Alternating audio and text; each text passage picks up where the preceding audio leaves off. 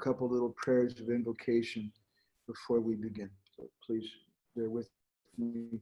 If you know some or all these prayers, you can also recite them. Gora Graganya Gana Gocha Goloruharam Goranga Gura Tamagopya Kopa Briksham Gopalagada Utidam Yati Singha Gora Govinda Deshi Kavaram Satatam Yamani Tama Adama Kichuna Bachila Jachia Dileka Kola Kahe Premananda Emona Gauranga Ridoya Dadiya Bola Vacha Gauranga Kaha Gauranga Laha Gaurangera Namare Jana Gauranga Bhajire Simara Pranare Hare Krishna, Hare Krishna, Krishna Krishna, Hare Hare, Hare Rama, Hare Rama, Rama Rama, Hare Hare. Perfect. Thank you, Krishna. Yasyaiva Padambu Jabhakti Labhya Prema Bidana Parama Pumarta Tasmai Jagan Mangala Mangalaya Chaitanya Chandraya Namaste Chaitanya Chandraya Namaste Chaitanya Chandraya Namaste Madhavirapi Gopala Srikuryat Kripaya Jadi Tadaiva Sambhaya Pidva Vishayusta Priya Janaha Shri Krishna Krishna Chaitanya Sasanatana Rupaka Gopala Raghunathabja Brajabala Bapahimam Vanchakalpatarubhischa Kripa Sindhubhya Evacha Patitanam Pavanebhyo Vaishnavebhyo Namo Namaha Jai Shri Krishna Chaitanya Prabhu Nityananda Shri Advaita Gadadhara Srivasadi Gaura Bhaktivinoda Hare Krishna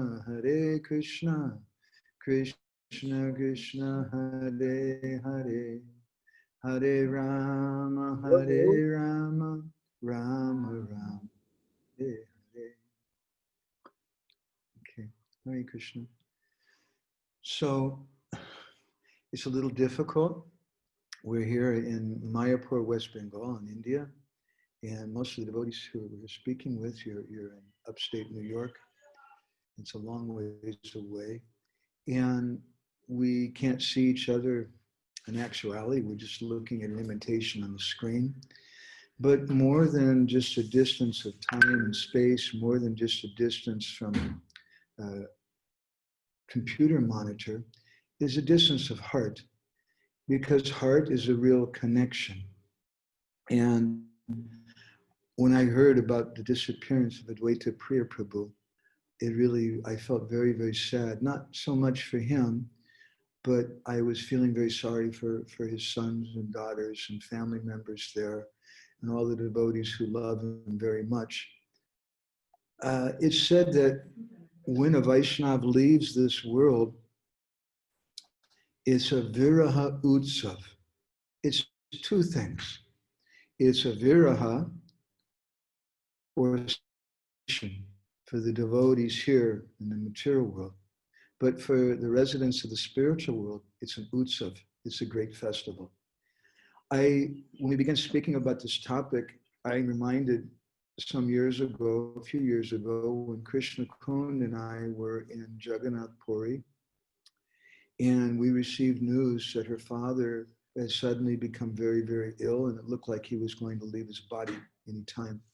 And so we went to the temple at Tota Gopinath, and we were offering some prayers, and while we were there, we got a phone call that he just left his body. So we were feeling very sad. And that evening we were supposed to go to meet with Burijan Prabhu, Srila Prabhupada's disciple. This is about an hour or two after Krishna Kun's father had left. So for those of you who are so close to Advaita Priya Prabhu, you can imagine just a few hours after he left what kind of state you were in. So we went to see Burijan Prabhu. We knocked on the door of the guest house where he was, and he opened the door. He looked at us, and the first thing he said, "What happened?"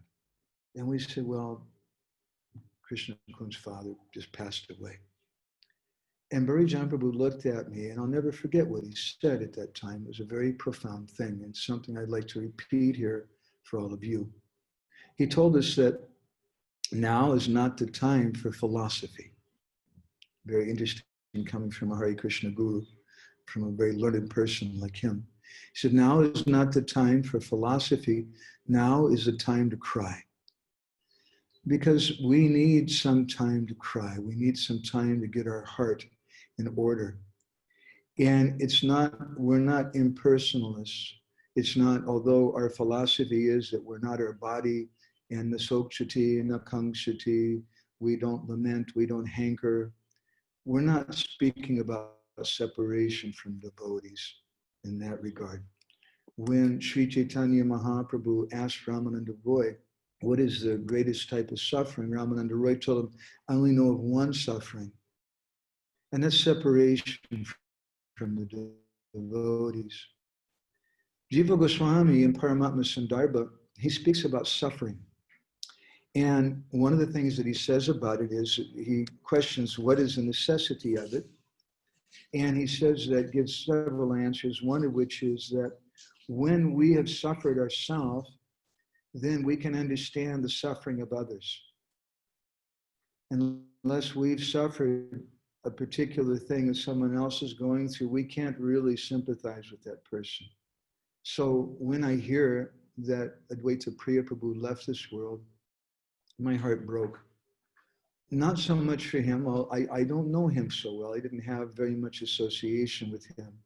But my heart broke for the devotees who were there with him, because I know I lost my mother, I've lost my father, I've lost my Guru Maharaj, I've lost my Siksha Guru, I've lost different Vaishnavas who are very, very dear to me.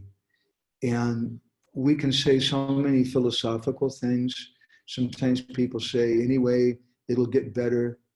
All that I can tell you honestly, after what I've experienced, it doesn't get better. And people who say like that, I don't think they really have a heart. They're just trying to imitate some philosophical thing.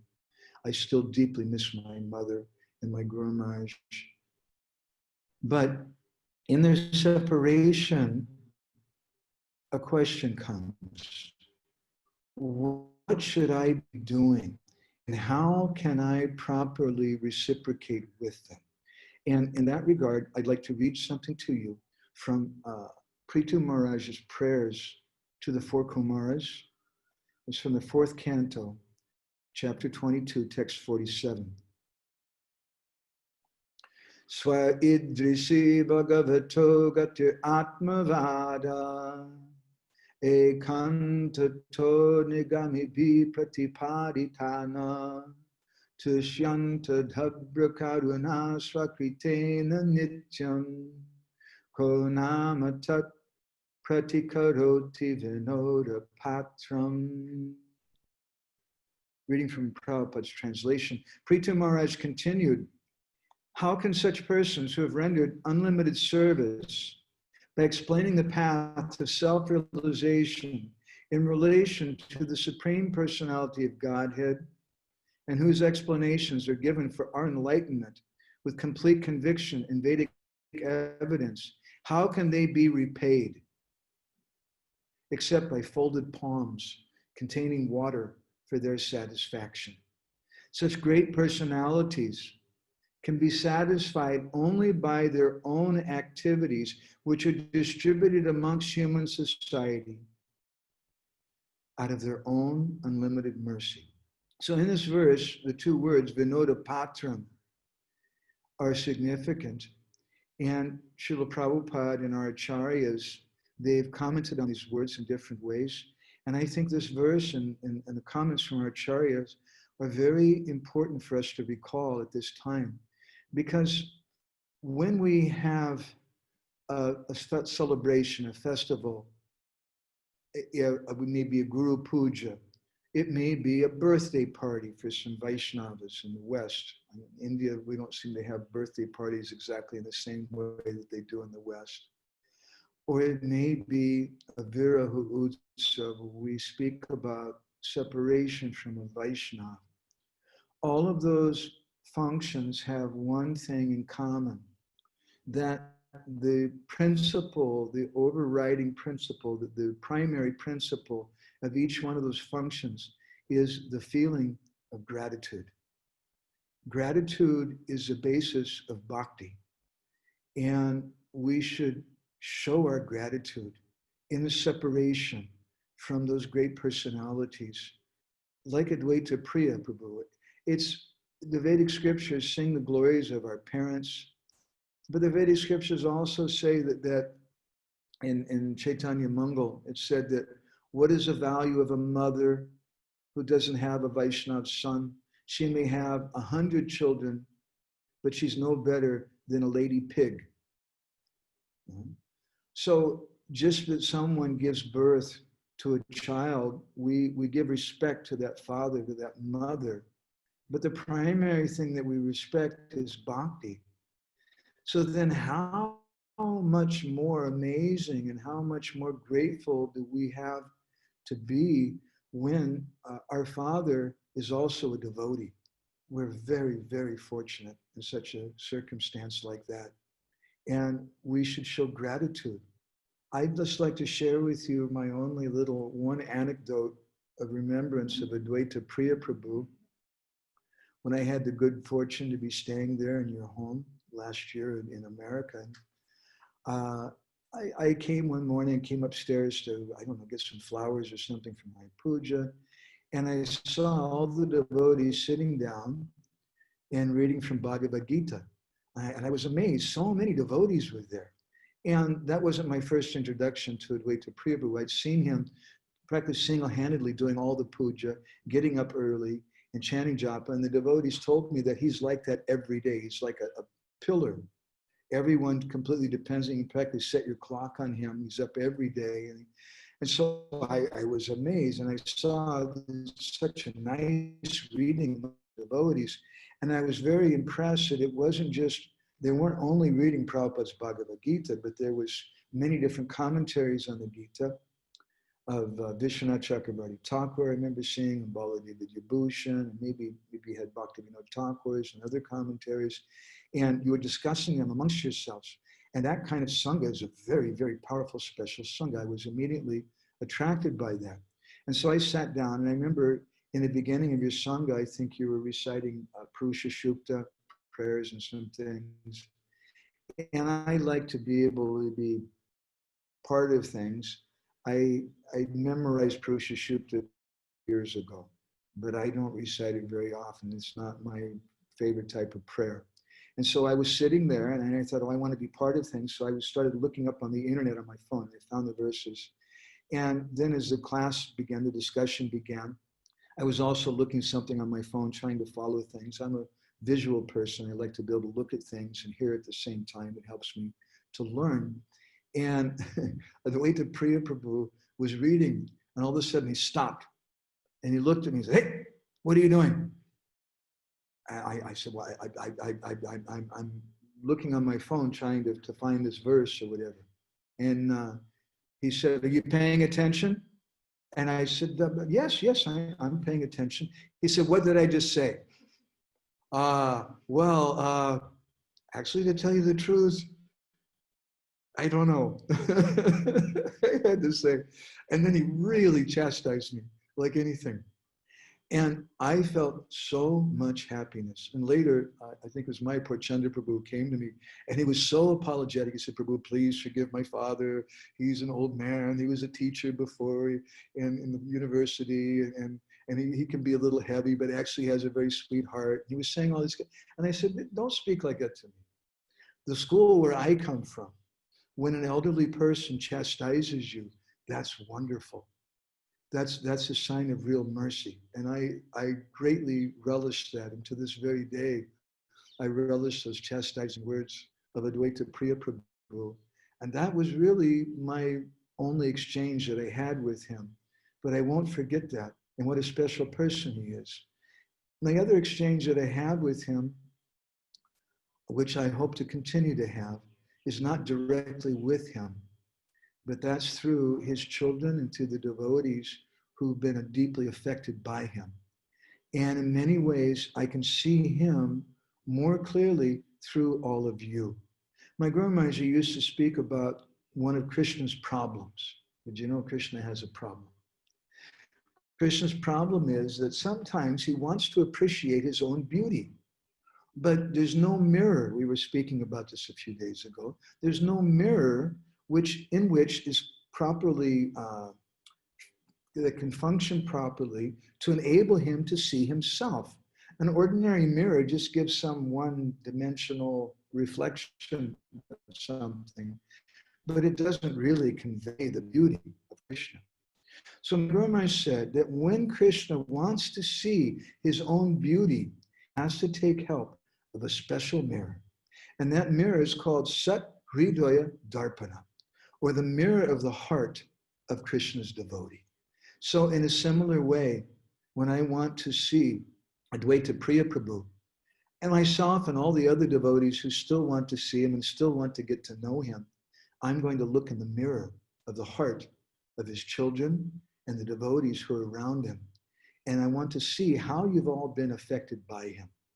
So in this verse, Prithu Maharaj, he's praying to the four Kumaras, speaking about how can we repay someone who's given us self-realization in connection with the Supreme Personality of Godhead. What can we do? All we can do, pratikorati vinoda patram. We can just fold our hands and offer some water to them. Srila Prabhupada writes in his purport, I'm just reading a small portion of it. He says, knowledge of Krishna is such a great gift that it is impossible to repay the benefactor.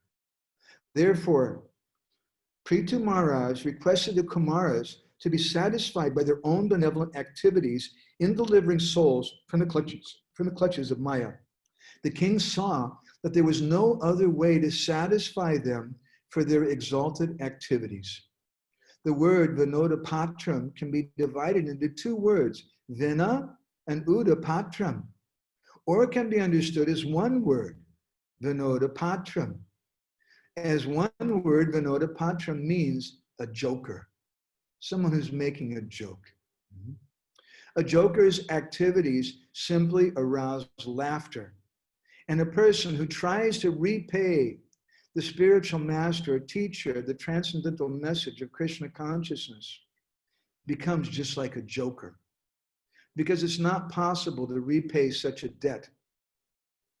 The best friend and benefactor of all people is one who awakens humanity to its original Krishna consciousness. So I'd like to read a few commentaries from this verse.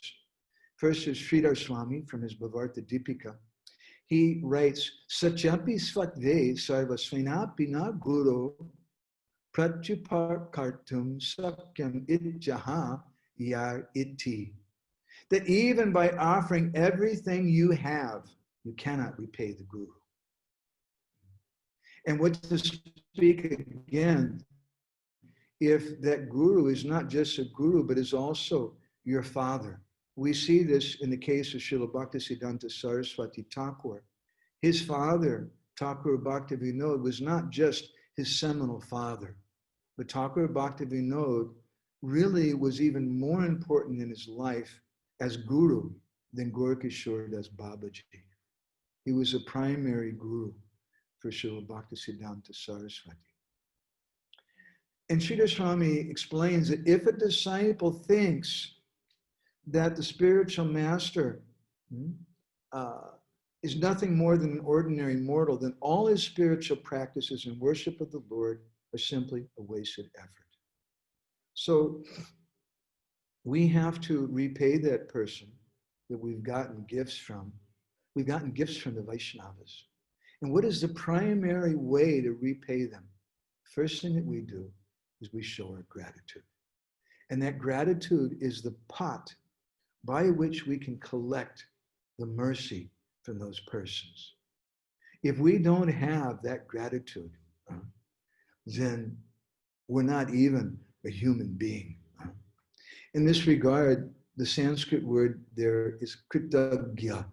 Kritagya means grateful. It's a compound word of kata and gya. Gya means knowing, or it means an order. Agya, to this day in Odia, in language in Orissa, if someone gives you some instruction, a single senior person, it's common for a junior person to fold his hands and say, Agya, your instruction. They accept that thing. And so someone who is katagya, who accomplishes the order that he's kritagya. And kritagya means grateful. A true disciple, a true son is kritagya. And kritagya means also correct in conduct.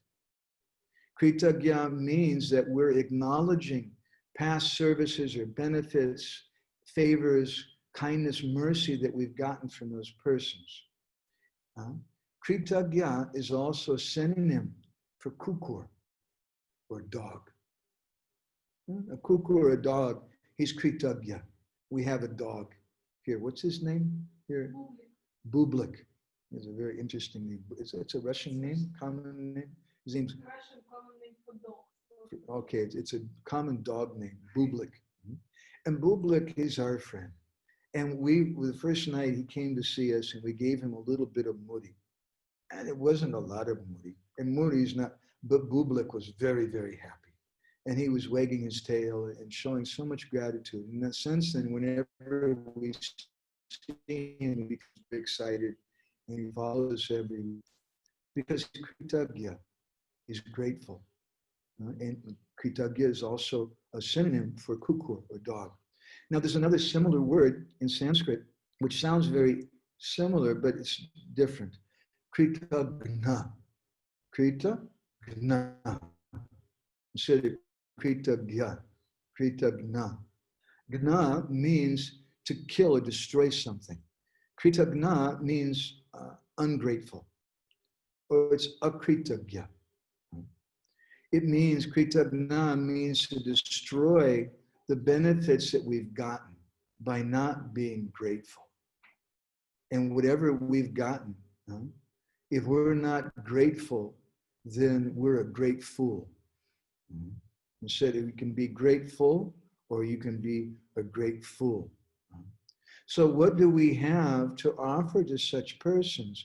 When we go to worship the Ganga, what do? Do we offer the Ganga a nice pair of sunglasses and a nice hat? And here's a nice movie we brought for you. We'll show you this movie. And what can you offer to the Ganga? The Ganga is such a great personality. We dip our hands in the water and we offer the Ganga Jal, the Ganga water, back to the Ganga. When we worship Suryadev, the sun, how do we worship Suryadev? We take some fire, a lamp, and we offer that to Suryadev. Suryadev is a source of all light, of all fire. It's a joke, Vinoda Patram. And we're a joker by offering Ganga Jal to the Ganga. I'm offering the thing which you're made out of. When I offer fire to the sun, I'm offering the thing that you're made out of. It's just a joke, Vinoda Patram. But there's another meaning to it, that this is all that I have. All that I have is what I've gotten from you. You're all that I'm made of. And that's true kritagya.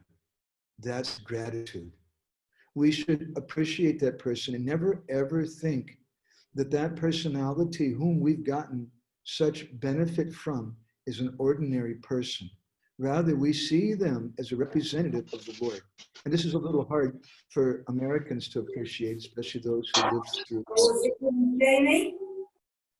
Richard Nixon or certain such persons. Can someone please mute your mic? Thank you. Hare Krishna. Someone's chatting something here. Oops. Bublik means bagel. That's what Brajaban has written. I guess that's in Israeli language, in Yiddish, Jewish language. So all that we can do is offer what we've gotten from that personality. So in the 7th canto of the Bhagavatam, the 15th chapter, text 26, there's a very powerful verse which is spoken by Narad Muni. Yasya sakshat bhagavati jnana deepa prade guru martyasad di sutam tasya sarvam kunjara sochava. We should consider the spiritual master,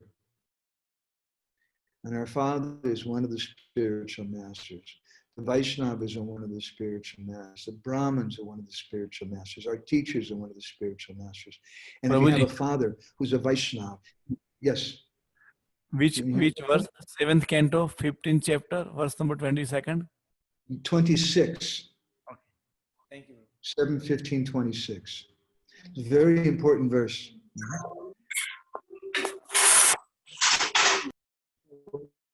What to speak if our father, who's guru, is who's also guru, who's also our teacher, who's also guru, and he's also a Brahmin, who's also guru. There's 4 reasons why that person is respected as our guru. Yasya sakshat bhagavati jnanadeepa pradero. When we should understand Gurudev to be sakshat bhagavati, directly the Supreme Lord,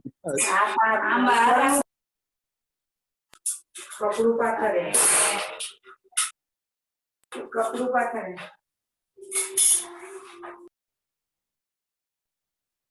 okay. Someone could mute, thank you. Because Jnana Deepa Prade Guru, they're giving us this transcendental knowledge. Martya Sadi Shutam Tasha Sarvam Kunchara Sochavat. So Martya Sadi, if we have this type of mentality, he's an ordinary human being. Then Sarvam Kunjara Sochavat.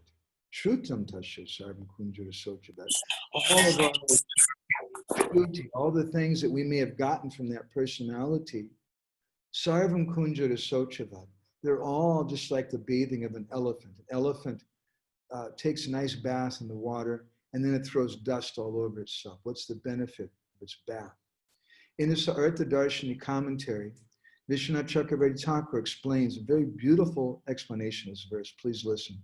Kim tasha satyam bhuyayasyamapi bhakto guru manusha buddhidve sarvameva vyathartam bhavatityaha yashyeti sakshad bhagavatiti bhagavat angsa buddhir apiguro na karyeti bhava yadva upashe bhagavati eva sakshad vidyamane marcha siddhi marcha iti durbudistasya shrutam bhagavan mantradikam shravana mananadikam cha vyartam ityartaha.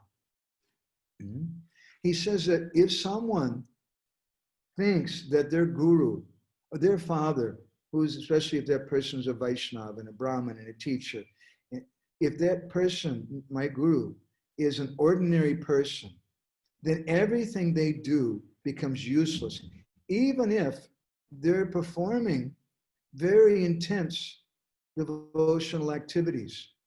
He says that the words in the verse Sakshat Bhagavatiti clearly indicate Sakshat Bhagavatiti Bhagavat Angsha Buddhir Apiguru Na Karyeti Bhava, that we shouldn't think even that our Gurudev is an Angsha of Krishna.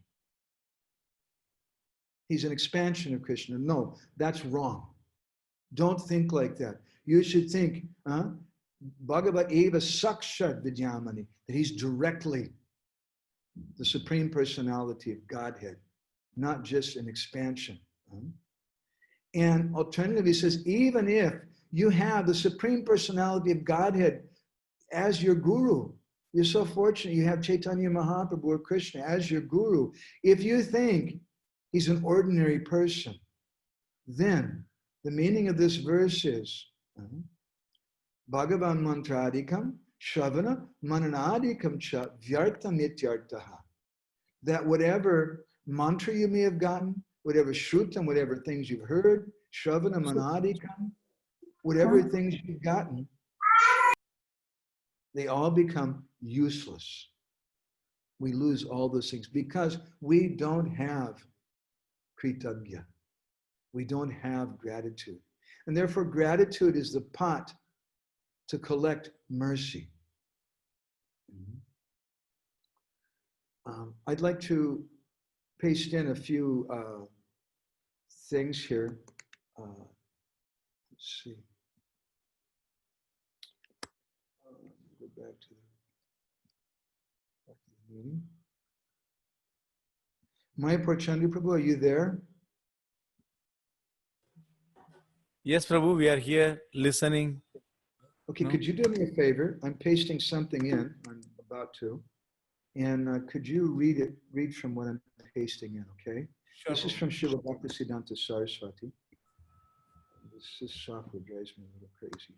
Okay, go ahead. Receiving the spiritual master's mercy. Go ahead. Enjoying life, it should not end, right? Receiving the spiritual master's mercy destroys the sinful mentality that I am the doer. Receiving the spiritual master's mercy awakens the pride that I am the Lord's servant. Material pride, false ego, and all sinful mentalities are removed simply by his influence. I was not accustomed to worshipping my spiritual master every day, but by his mercy, I came to know that my only duty was to serve his lotus feet.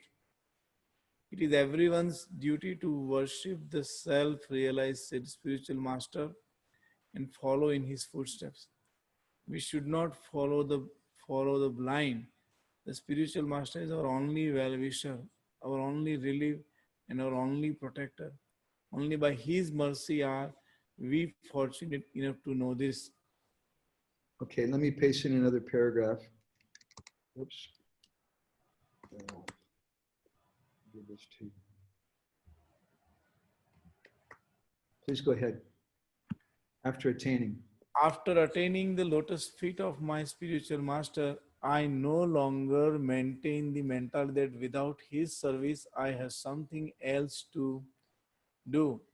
When my spiritual master, who is the Lord's dearmost servant, mercifully imparted knowledge of Nanda Nandan's service to me to protect me from the ego, from false ego, I realized that the living entities have no other duty than to gratify Krishna's senses. Krishna's sorry. Krishna's senses. Nanda Nandan is the only worshipable Lord, the life and soul and ornament of all living entities. The spiritual master is extremely dear to that Nanda Nandana. So this is the way we should feel when our guru, who's our father, has left this world, that he's given us everything. And only by his mercy are we fortunate enough to even understand it. So let me paste in another paragraph. You can please read that. An unqualified person like me.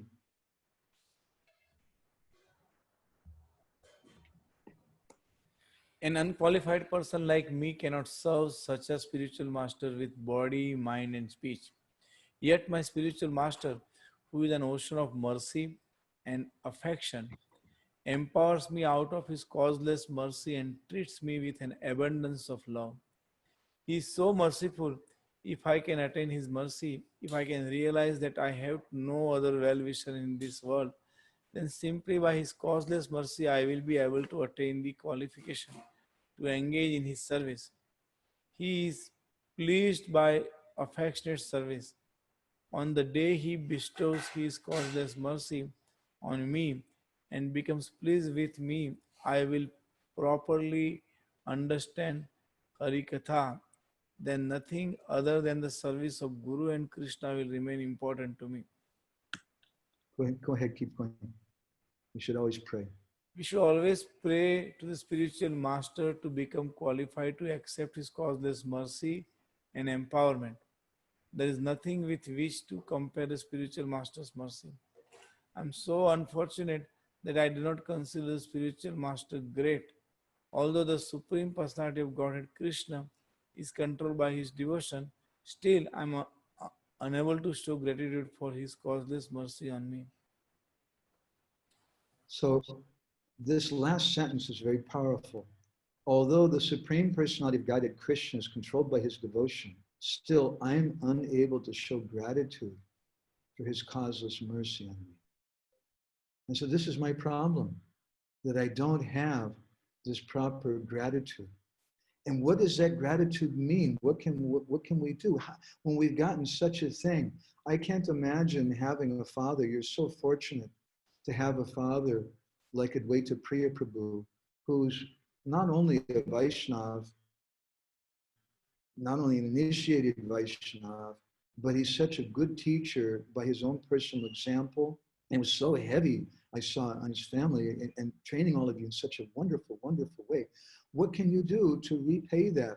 What can you do to properly show gratitude? Vinoda Patram. All that we can do is we can offer what we've gotten from him. That's all that we can do. So our qualification to receive mercy is based on that gratitude. There's a saying that Guru mili laki sishya miliyak.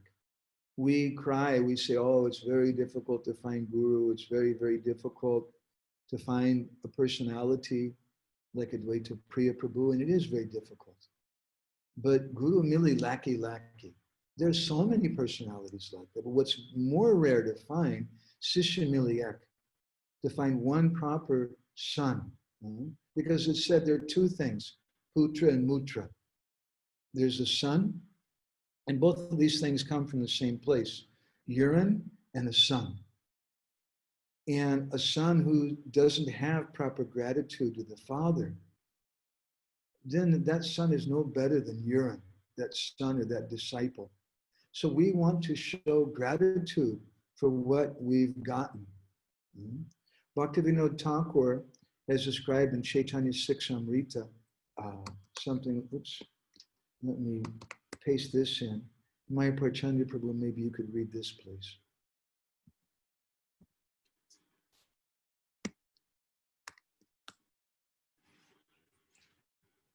Okay, oops.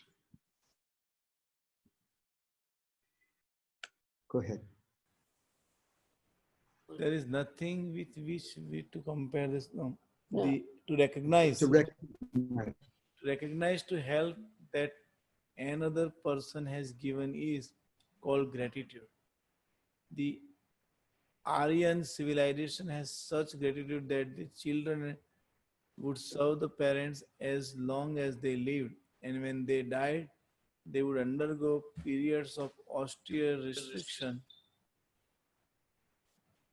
asaucham, giving up sleeping and eating, and would observe to Shraddha ceremony to giving food to others. To express their gratitude to their parents, they would yearly offer Shraddha and Tarpanam. To show gratitude to all people is also a punya karma. Gratitude is really the basis of all relationships. It's the basis of all friendship. It's the basis of all marriages. It's the basis between the children and the parents, and vice versa. And that person who can't show gratitude is simply an animal. So this is the primary element that we see in Vedic culture, that people, they know how to respect Guru. Such a very, very important thing. In this regard, I'd like to speak something to you about what it means to be a proper son, what it means to be a proper disciple. Because really, they're the same thing. A good son is a good disciple. A good disciple is a good son. The Guru Sudhita Sorida said in the 7th canto of the Bhagavatam, we should have a firm attitude of friendship to the spiritual master. He's like our father. And then what to speak of our seminal father, who's also a Vaishnava. So I'd like to speak some things to you, which I heard from some of my teachers, which come from Bhaktivinoda Thakur's Sajjana Toshini, some different articles, where he spoke about different types of disciples. And there are two broad categories of Bahirmukh and Antarmukh, or external and internal. The Bahirmukh, they're also known as Anartha Yukta Vasta, which means they have anarthas in their heart. And because they have anarthas in their heart, they can't properly see their father, their mother. They can't properly show gratitude because they're selfish. And therefore, their darshan of those benefactors to them is Bhogya darshan. And they're just looking to Gurudev. Oh, Gurudev always pats me on the head. And I got to ride in the car with Gurudev. And I had my picture taken with him. And now I've become famous because of that. That's the behavior of a Bahirmukh Jana. And he's not really a proper disciple. The Antarmukh Sishya, or the Antarmukh Jana, he's Anartha Mukta Vasta. His heart is largely or completely free from anarthas. Anartha, again, meaning just simply something which is not our artha, not my real goal, not my real purpose. And such a person who is anartha mukta vasta, is free from those anarthas, they have sevya darshan of their benefactors. They see pranipat pariprasna sevaya, that I should serve the person who's giving me this katha. I should serve the person who's giving me such a wonderful thing. So there are different categories of these personalities. There's 3 types of Antarmukh Sishyas or Putras, children, and that's Kanishta, Madhyam, and Uttam. And it's a long topic. I think most of you know something about Kanishta Adhikari and Madhyamadhikari and Uttamadhikari. It's more or less the same thing when we speak about a Putra, who's a Kanishta Putra, who's a Madhyam Putra, who's an Uttam Putra. A Kanishta Putra is a son who is not actually a son at all, but he just sees, he worships his father or the parents in an external way, but he doesn't give respect to anyone else, meaning he doesn't understand the heart of the father or the heart of the guru. Saprakrita Smita. The Bhagavatam says that he's just a prakrit bhakta or a materialistic devotee. And our acharyas sometimes comment that he's Vaishnava Bas. He's not actually a Vaishnava at all. The Madhyam is someone who's learned how to deal properly with people. Because when we learn to deal properly with others, when we give respect, when we learn to show gratitude, that's the substance of a devotee. That's the essential principle of being a devotee. That's who we are. What I've gotten from my father, what I've gotten from my Gurudev, and how I show respect to that by respecting all other persons, by seeing my Gurudev everywhere. That's a madhyam. And the person who sees constantly his Gurudev, his father, and everywhere, and that he's giving me this instruction, he's not present now, but he's speaking to me through this other person. He's giving me some help in this way.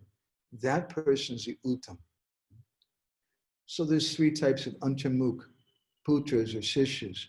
And there's also 3 types of Bahirmukh Putras or Sishyas. And those are the Snehasilita, the Guru Giri, and the Vishayi. The Snehasilita means someone who's dependent on affection. And they love their father because their father loves me. They're, what is the phrase? Atmavan Mandite Jagat. They think that whatever I like, everybody else must also like. Because Gurudev, he's kind to me, then he's very good. He's thinking like that. Father's very good because he gives me lots of affection. But if father chastises me, well, I could wait till Priya Prabhu chastised me. And then the Mayapur Chandrabu came and tried to explain, no, it's okay. No, that's good. I don't want to be a Snehasilita. A Snehasilita is an Artha Yukta Vasta. and has Bhogya Darshan of the father or of Guru. They think he's just someone to be enjoyed. And when Father leaves this world, or when Gurudev leaves this world, then they have a crisis. And they don't want to say it. It's such a terrible thing. But what they're thinking in their heart of hearts is, Father's dead. Gurudev's dead. And Bhaktivinoda Thakur, when he writes about this in Sajanatoshini, he says, your Gurudev's not dead. And he uses a phrase, man mora bhav. He said, your Gurudev's not dead, you're dead. You're brain dead. Because he's always present. Such a personality as Advaita Priya Prabhu is always going to be present throughout your life as long as you show gratitude and you show Vinoda Patram and you carry the things, you carry the principles that he gave you and you live those things for him, and he's always going to be alive in you and he'll always be pleased with that.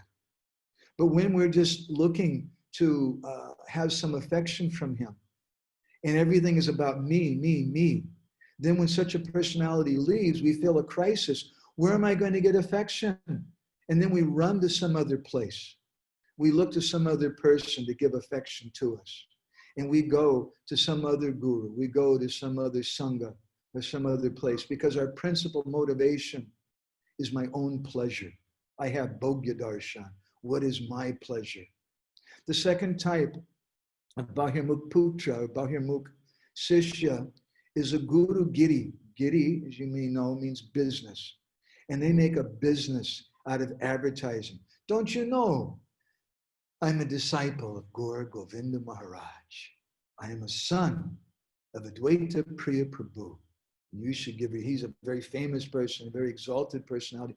You should give respect to me. But I have to say, excuse my American English, but who the hell am I? And who is he? I'm such a two-legged animal, a beast. I'm not on the platform he's at all. He showed me some mercy. I got some benediction by becoming his son. Once one sadhu asked me, he said, who is the son of Mahatma Gandhi? I said, I don't know. I never knew he had a son. Now, you may know, you being Deshi Janis. I don't know. Sometimes I'm confused who's a Deshi and who's a Bideshi. If I'm a, anyway, I'm kind of a Deshi, I guess, living in India. And maybe you're like Deshi, Bideshis, something like that, living overseas.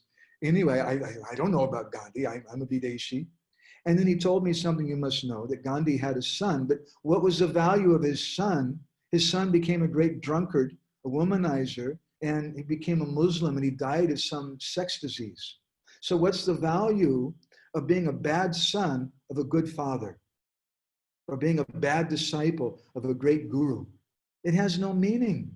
But rather, Vinoda Patram, the only thing that has meaning is, let me become his representative by living the principles that he gave me and always carrying those on.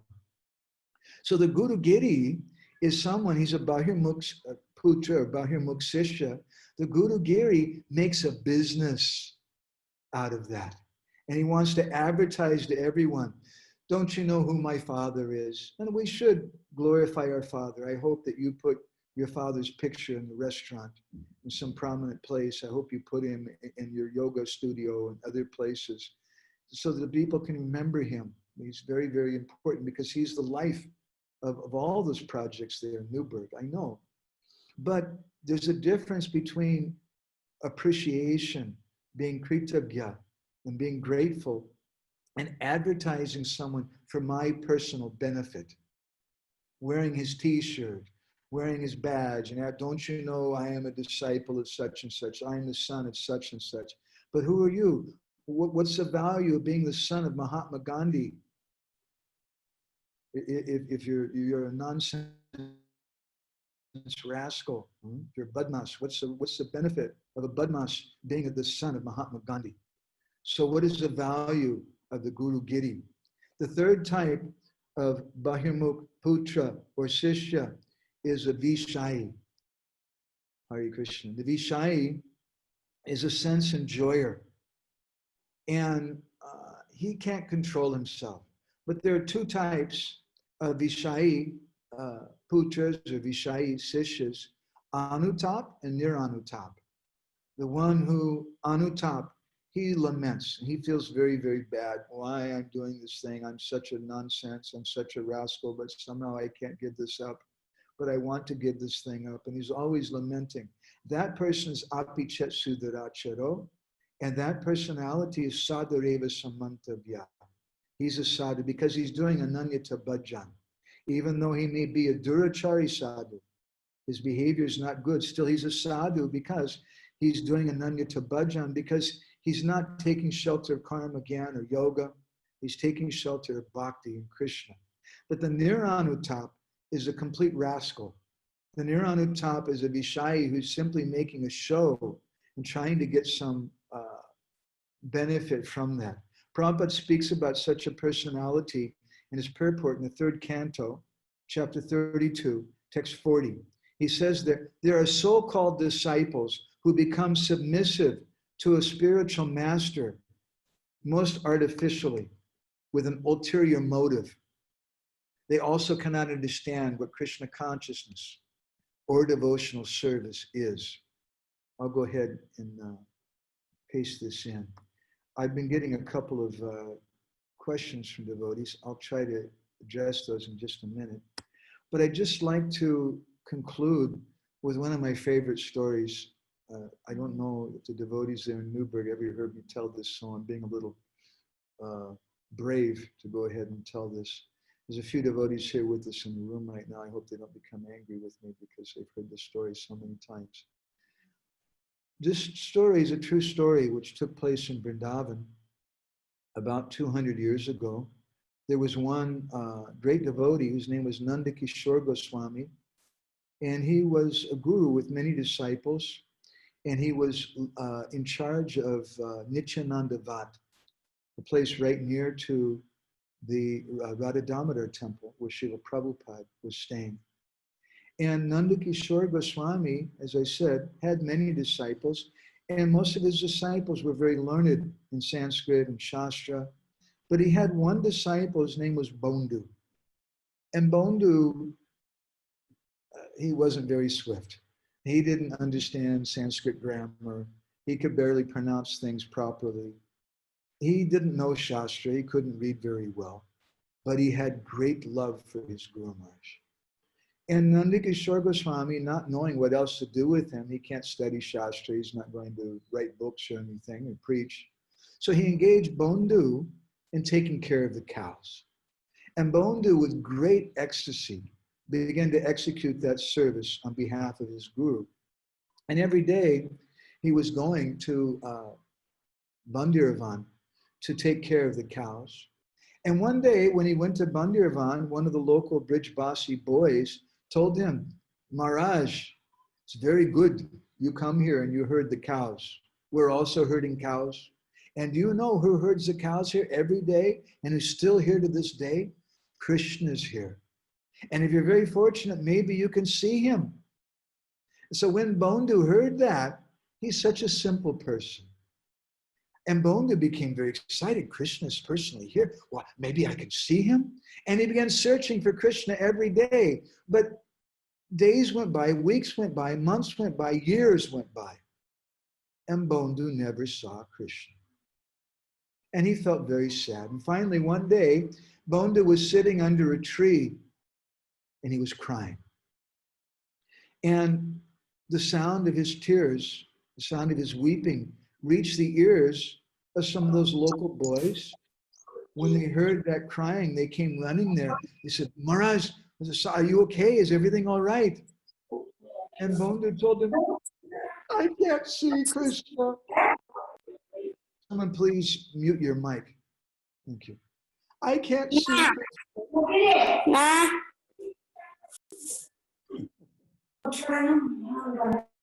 I'm sorry. It's okay. I can't see Krishna.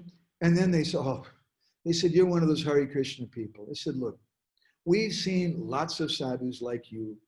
They come here over the years to Bandiravan and they're searching for Krishna and they end up just crying and wasting their life. Can we give you some advice? we're Brijbasi boys. Don't waste your time with this Krishna. He's just going to make you completely miserable. They said, if you want some advice, you just play with us every day. We also take care of cows. We'll be your friend. And so Bondu then, he made friends with those boys. And every day when he was going and taking care of the cows, he would meet with those boys and they would play and do things together. And one day, as Bondu was leaving the ashram to go take care of the cows for that day, Nandakishore Goswami, his father, saw that Bondu had a sack of atta flour on his head. And Nandakishore Goswami said, Bondu, where are you going with the flour? And Bondu, he said, oh, Guru Maharaj, I have some friends in Bandiravan, and I promised them we were going to have a bandar today, a feast, and I promised that I would bring some flour. And Nandakishore Goswami said, Bondu, you never told me about your friends. Who are your friends? And then Bondu, he said, oh, Guru Maharaj, they're so nice. They're Brijbasi boys. They also take care of cows. And there's so many boys there, but one of them is very special. His name is Kanu. And Guru Maharaj, I can't express to you how beautiful he is. He's blackish, but usually someone's black, they're not so beautiful, but he's so beautiful. And Guru Maharaj, he plays the flute, and when he plays the flute, I can't tell you, it's an amazing thing. I saw it with my own eyes. Sometimes the water becomes hard, and the birds are drinking from the water, and the water becomes like stone, and the birds' beaks become stuck in the water. And other times the stones melt, and they become water from the sound of this flute. It's amazing. Nandakishore Goswami was listening to all this from Bondu. And he said, Bondu, I'd like to meet your friends. You tell them they're all invited here to the ashram tomorrow, and we'll have a special feast for them. And Bondu was full of joy. He said, really, Guru Maharaj? Oh, that's so nice. Thank you so much. And so that day he went. I didn't realize those friends were actually Krishna and Balaram and the cowherd boys who appeared before Bondu when he was crying and crying, wanting to see them. And that day, Bondu was having fun with Krishna and the boys. And then suddenly Bondu remembered the words of Nandakishore Goswami, his Guru Maharaj. And Bondu said, hey, Kanu, guess what? Tomorrow, Guru Maharaj is inviting all of you to come to the ashram. He's going to give a big feast for everybody. It's really good.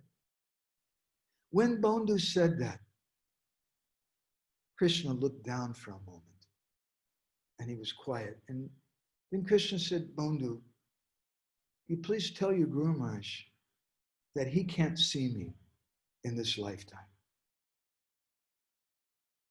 And when Bondu heard that, he became hurt. And he said, oh, come on, it's my Guru Maharaj. Don't make jokes like that. Come on, you got to go. And Krishna said, no, you tell him he can't see me in this lifetime. When Bondu heard the words spoken like that of Krishna, his lip began to quiver. And without saying a word, suddenly Bondu spun around and he started walking away. And then it was Krishna's turn. Krishna said, hey, Bondu, where are you going? Bondu wouldn't even look back at him. Speaking over his shoulder as he's walking away, Bondu said, you're not my friend anymore. If you won't see my guru, then you're not my friend anymore.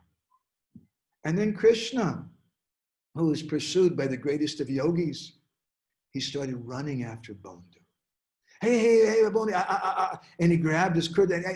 Of course I can go. Your Guru Maharaj is inviting. I have to go. Come on. What I meant to say was that Balaram can't go because tomorrow's his birthday. But your Guru is inviting. I have to go. Of course I'm going to go.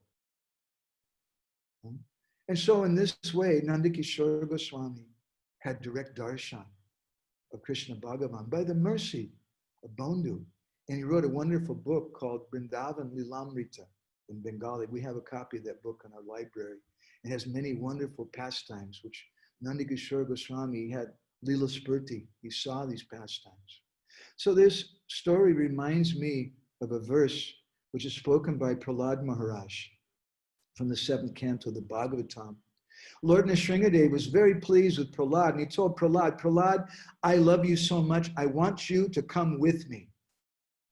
And Prahlad told him, sorry, I can't do that.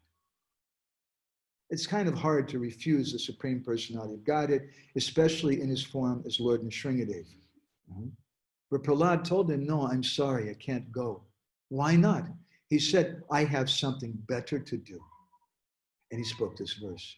Evam janam nepatitam prabhavahi kupe kama bikama manuya prapitam prasangat kritvat masat surashina bhagavan grihita soham katam nuvisuje tava britya sevam. He said, my dear Krishna, my dear Lord Nrsingadev, I can't go with you because I have a debt. I have a debt to my father, my spiritual father, Nanda Maharaj. Evam janam nipatitam prabhavaihi kupe. I was in a dark well of material existence. And your devotee, Narad Muni, came and picked me up. Soham katam nuvisuje tavabritya sevam. How can I give up his service?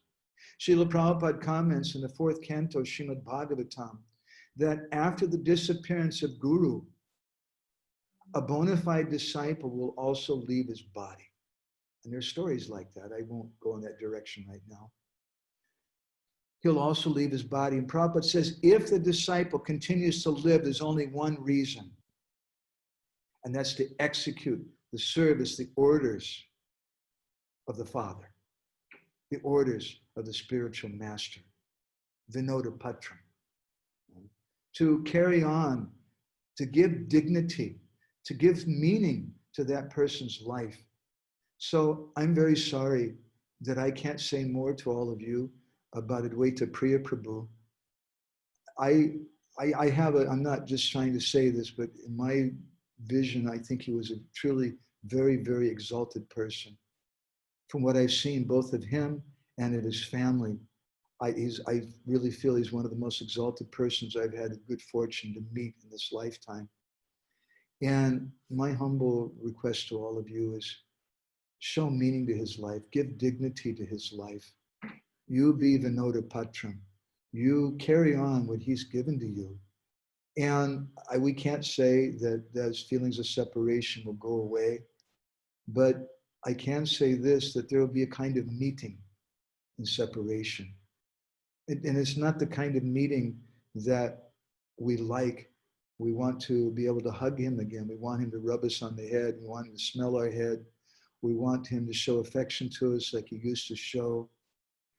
But there's another kind of meeting in separation when we remember the life, the glories of that personality, and we keep them in our own lives. So my humble opinion is that this is our obligation for all of us who have gotten such great gifts as you've gotten from Advaita Priya Prabhu or from our Guru Janas. We can't repay them. It's not possible to repay them. But all that we can do is be a Vinoda Patram, be like a joker, trying to repay the Ganga by offering Ganga Jal to it, or by trying to repay what you've gotten from your father by being the kind of person that he would be proud of. And I know all of you are doing like that. All of you are like that. And I hope so much that you keep his legacy and his life alive in your behavior. So someone wrote me a couple questions. They said that I like seva and projects more than my family. What's duty to my wife and children? Well, we have both, as Chaitanya Mahaprabhu told Raghunath Das Goswami, Antarnishta Bahir Vyavahar, that on the inside, you keep your Krishna consciousness.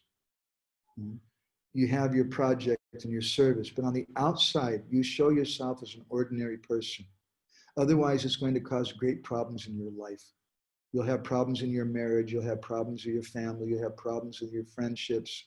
You show that I'm just an ordinary materialistic person attached to all these. Don't try to be a big, big person. Once there was a person, we tell this story sometimes, who he was very sick. He was coughing up blood. And also he had some rash on his skin. So I guess he went to see Mayapur Chandra Prabhu. He went to see the doctor.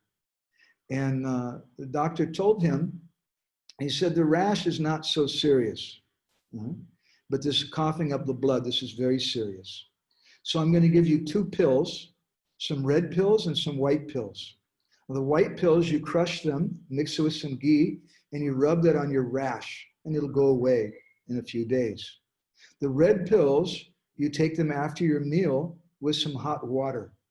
So remember, the red pills are for the inside, and the white pills are for the outside. So that fellow wasn't a very good patient. It's not easy, Mayapur Chandra Prabhu, you can tell me, I know. It's not easy to be a doctor. Sometimes you have patients who don't follow properly. And devotees are the worst patients. I know that. It's true. So he was walking away and trying to remember. What did he say? Red is for the inside, white is for the outside. Red, and so he was red outside, red, white. And after some time, he read red outside, white inside, and he got it backwards. And so when he went home, he took the red pills and he crushed them, and he mixed them with ghee and he rubbed it on his rash. And he took the white pills with some warm water after meals. And it has a sad ending, the story, because he died shortly after that. So the story is an allegory that the red pills represent saffron cloth, or represents our renunciation. So we keep those on the inside. And the white pill represents our white cloth as a grihasta, as a businessman, as a family man. We keep that on the outside. Antarnishta Bahir Vyavahar. This is the instruction to Raghunath Das Goswami from Chaitanya Mahaprabhu. When Raghunath Das Goswami said, hey, I want to join the Hare Krishna movement, Mahaprabhu told him, don't be crazy. You stay at home, do your duty. And what to speak, if our wife and children are also devotees, then we should come together like I see in your beautiful, beautiful home, where everyone was coming together. You learned from your father. And I really hope that next time I come to visit you in Newburgh after the coronavirus, I really hope I can take part some morning in your Bhagavad Gita kathas. I hope that you continue that always in respect and honor to your father. And you come together as a family like that. And what's the problem? What's the need for sannyas? What's the need to give everything up if your family are devotees? There's no need. So I hope that's some help for whoever asked me that question. Is there any reflections from anybody who's here? Anything that you liked, or any thoughts from anything? Prabhuji, that was so nice, so soothing, so wonderful. Thank you so much. Looks like the time should never end. You know that this katha should go on forever. You know, it's so much instructing and so much, I mean, internalizing. We can understand. I mean, and we really like to take the whatever you said that to our heart. You know, I mean, we have so much regret that we, in our lifetime, we did not appreciate or understand our father. Staying too close to him, we more than likely we have seen the faults in him, or I mean, he's being too attached to us, or I mean, or whatever, you know. So I mean, but we, in hindsight, we realize that how glorious was he. I mean, and now I mean, now is the lamentation only. See, he was chanting and reading all day long. He had so many favorite bhajans and so many things, but we never recorded it. We thought this is gonna go for all our life, and we would be reading with him. I mean, he showed so many signs he gave us, but we didn't understand. He was detached for the last 1 year to most of the that he was so that's what we thought. But then he showed the complete detachment to my mom. I mean, he's my youngest brother, he's younger brother. I mean, he was so fond of, I mean, having the nice prasadam every day to serving, and I mean having that prasadam, but he was completely detached from that also. And but I mean, we feel like that we did not serve him properly. We did not appreciate him properly, and at times we kind of were rough with him also. So it's so, because so much heartbreaking for us. But you kind of have told us very well that we have to live to glorify him up to his standard. We in our heart we have to keep this fire, and with that gratitude, that how, I mean, what he has given to us, we can never pay him back. I mean, running in, running around in like a for innumerable lifetimes. This was the life that we somehow come in contact with Krishna and his devotees, and he had a lion's share in that. His life was so much. I mean, See his so much. picture? Yeah. Krishna. I'm So just calling please. the devotees who are here so they can see the picture of your father in the Yeah. background. This is their living room. This is where they're having the Gita classes every day. And this is So my we are. opportunity to go. Everyone with shaved heads. Hare Krishna.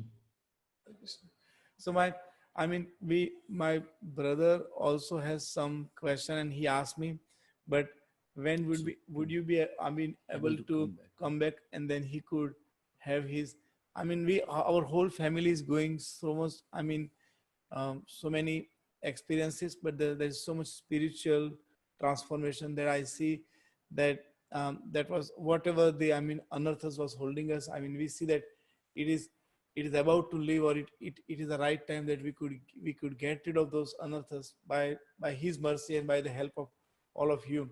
So would you be, I mean, we will still, I mean, still doing this for one more week, and we would request you if you can, this was so soothing, Prabhu. Yeah. I mean, I don't have the words to explain you, but I would really appreciate if you spend some more time and we could open up our heart, because I mean, I have like a few things to share with you that that bothers me a lot. I mean, by the mercy of my father and by the devotees, it is somewhat, it is. I mean, I'm feeling better, but I mean, You will be recovered. hearing from you is really so much helpful.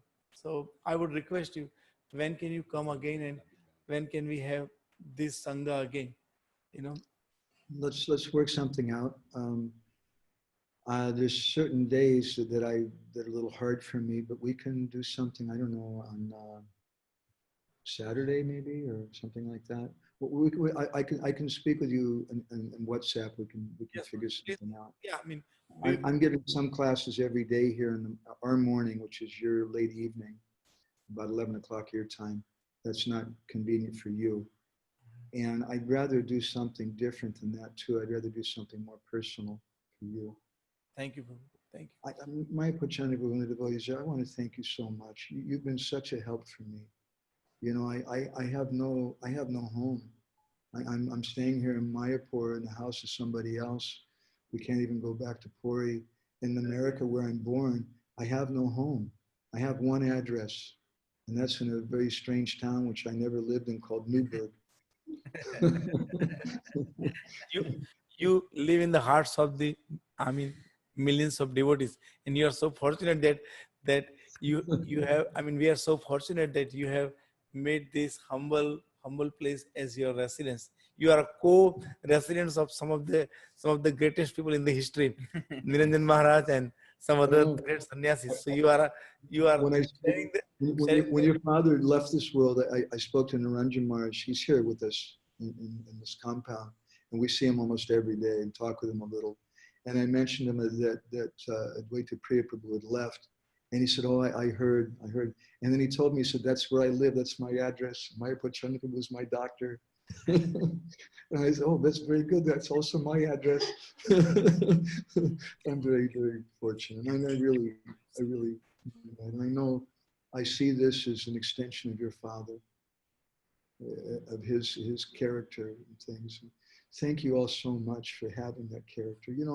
I to this day, I love my mother. I'm a real mother's boy. I'm so attached to her. And it hurts. And she should still be present. She'd be an old lady now. She'd be in her 80s or something. But she should still be present, but she's not. And I miss her. The only thing that makes sense to me is to try to be the kind of person she'd be proud of. And what to speak of my Guru Maharaj and the other Guru Janas in my life. That's all that makes sense. Anyway, I'm saying this to you. You're all living this so much better than me. I'm millions of miles away from all of you. You're a great, great personality. Oh, Thank you. yeah, Thank, two sentences. thank you so much. What I mean, your blessings are so valuable. I know. I mean, Kaunteya Pratijanihi, when it comes from your mouth, we have some hope. And you say that we kind of hope to come someday to the I mean greatness of the character of my father. But that was a, I mean, a true blessings, real blessings, and I hope to. I mean, now I have some hope. Thank you for that. My brother Mehul wants to say two sentences, and Yes, please. please.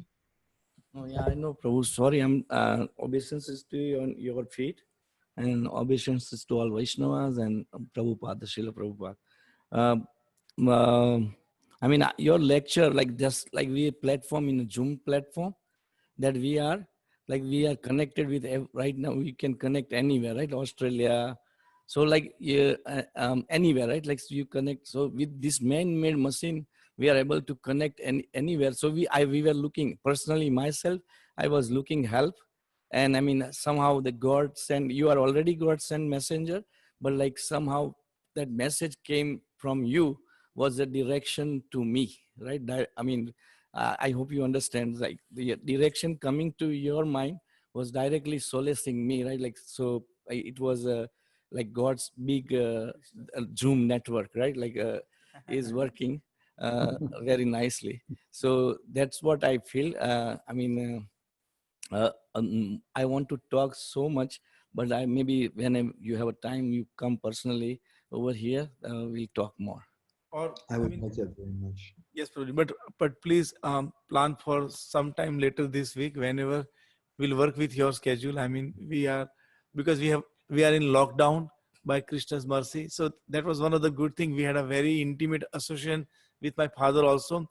He likes to read and chant and all those things because of his old age. But then he was always together with reading. So and like with this lockdown, I mean Krishna is kind of so kind to us that we have been able to do this kind of a hearing and chanting. So please, whenever is available with your time, we would love to. I mean, we will be waiting for that to hear from you. You let us know. Another humble thought. I was just going to say something about Krishna Kumar. Please go ahead. that I hope all of you take care of Krishna Kumar. You should take care of the youngest ones, and you should take care of each other. And because that's also would be pleasing to your father. He'll Yes. want that much. Ruji, I just wanted to take this opportunity and pray to you that what you just said in the class, we are able to do some of that.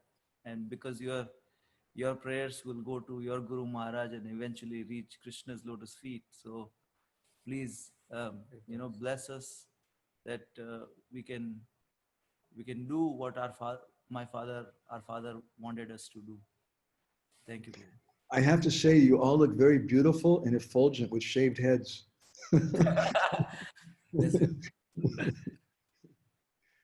Okay. Thank you very much for allowing me to come a little bit inside of your hearts today. It means a lot to me. I know what you're going through something. It's not easy. Okay. Thank you very much for those. We will see you soon.